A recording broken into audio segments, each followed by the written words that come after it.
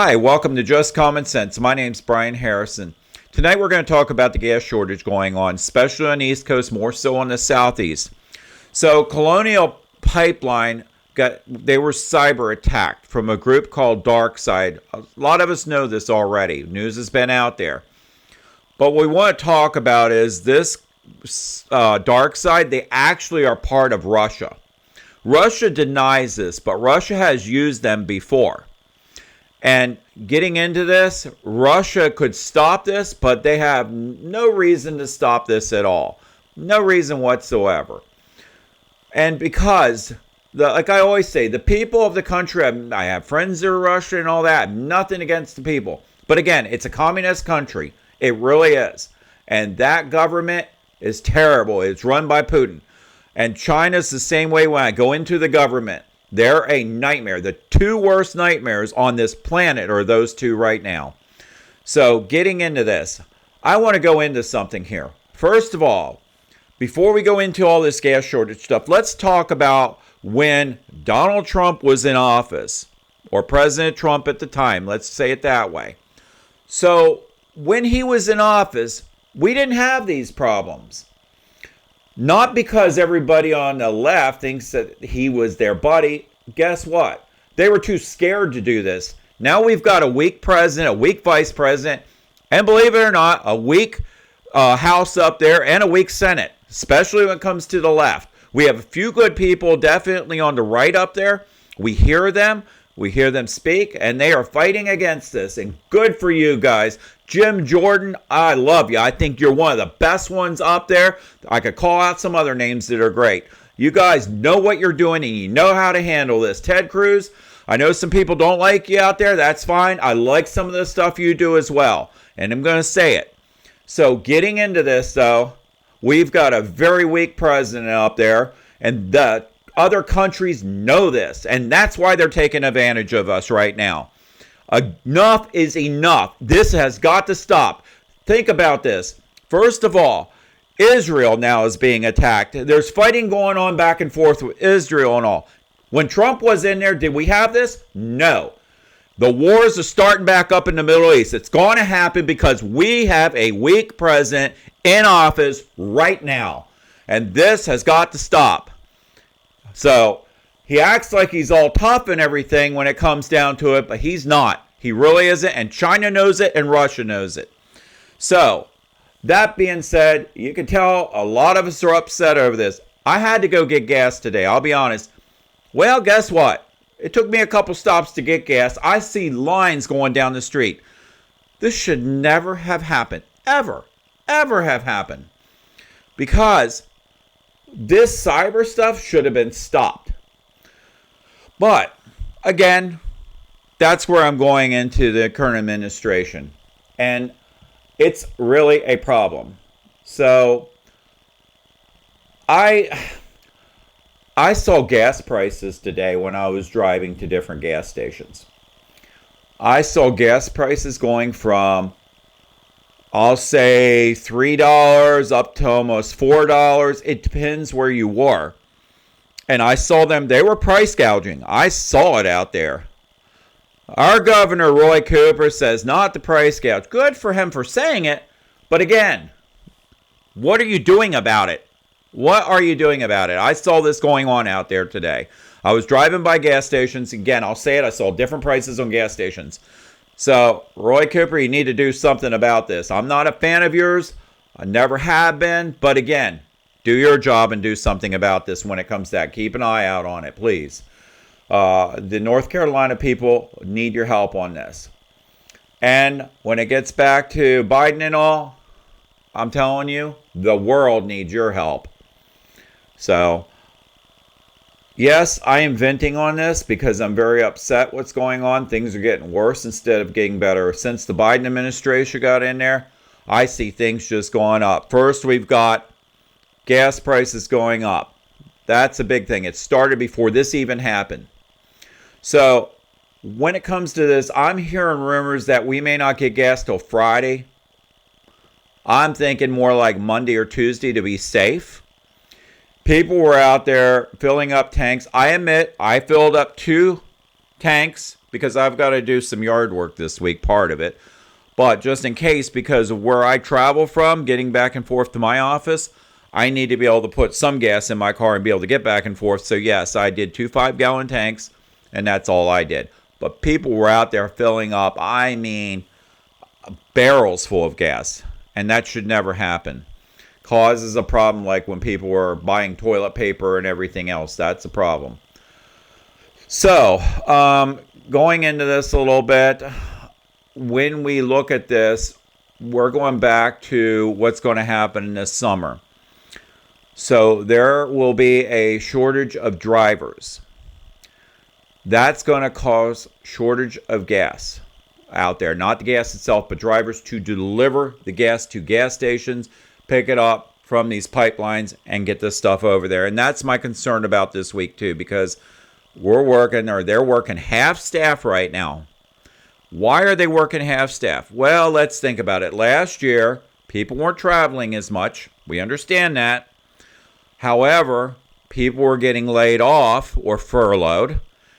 The truckers were that deliver these gas to these gas stations. Now, they're sitting at home. They got comfortable, and they're like, hey, guess what? I'm making all this money on unemployment.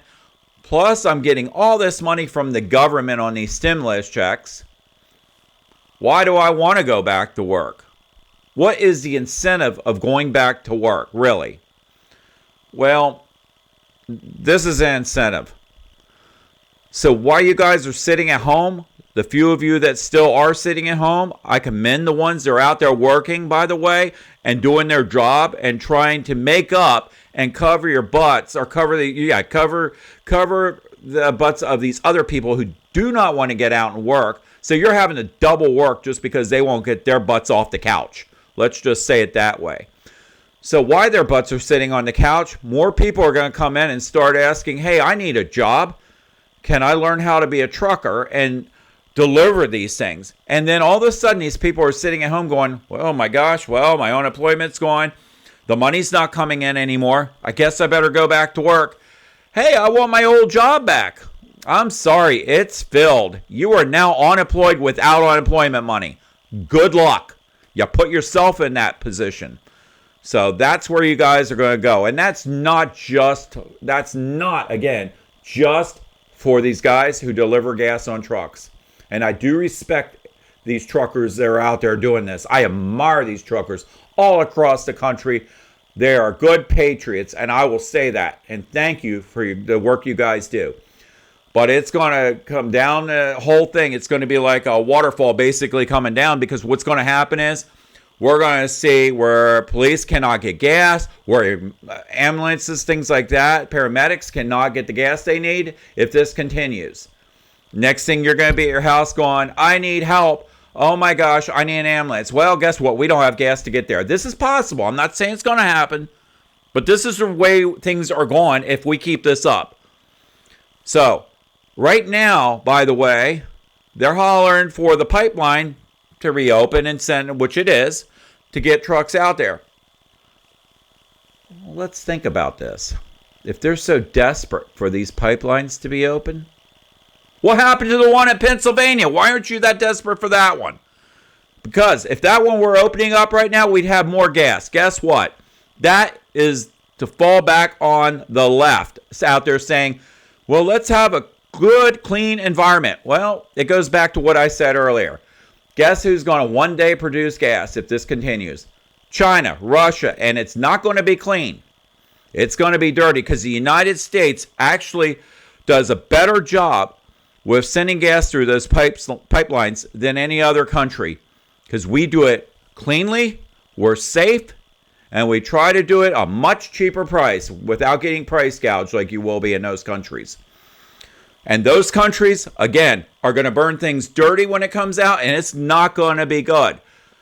Well, let's look at it this way for all you people out there that believe in all that. And I'm not saying global warming is fake.